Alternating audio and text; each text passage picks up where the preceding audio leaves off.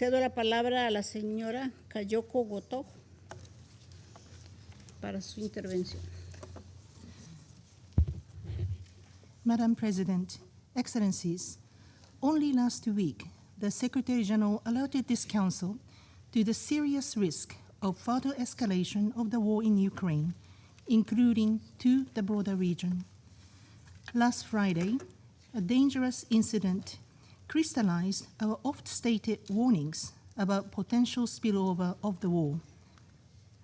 On the night of 28 to 29 May, an armed drone exploded on the top floor of a 10-story residential building in the eastern Romanian city of Galați, injuring 2 residents, a woman and a child. This was not the first reported breach of Romanian airspace by an armed drone since Russia's full-scale invasion of Ukraine. However, it was the first time such an incident resulted in casualties. The United Nations does not have any additional information on the strike in Galați. But Friday's incident came on the heels of a worrying trend of drone incursions into the airspaces and territorial waters of countries bordering either Ukraine or the Russian Federation.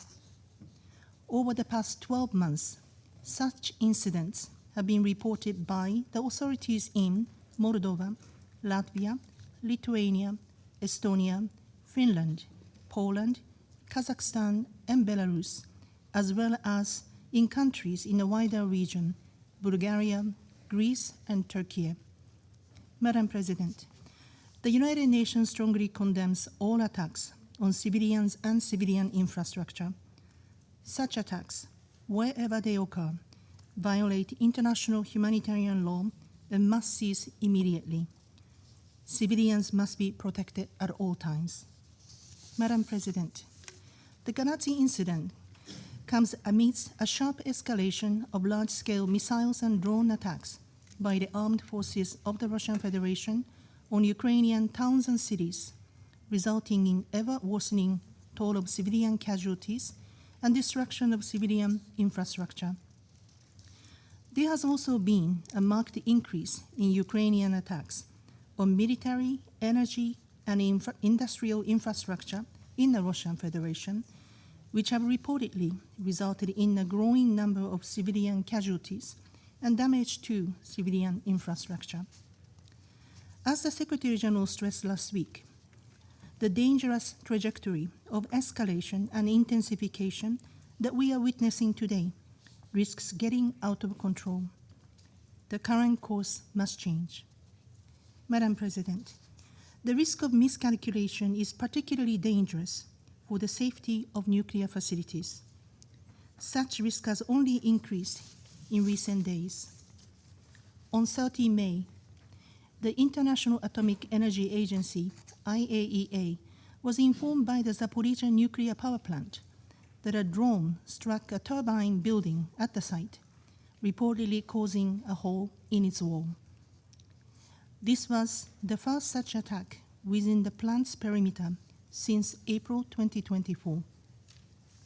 Yesterday, the IAEA team at the site observed damage to the exterior of a turbine building, noting that it appeared consistent with the impact of a drone.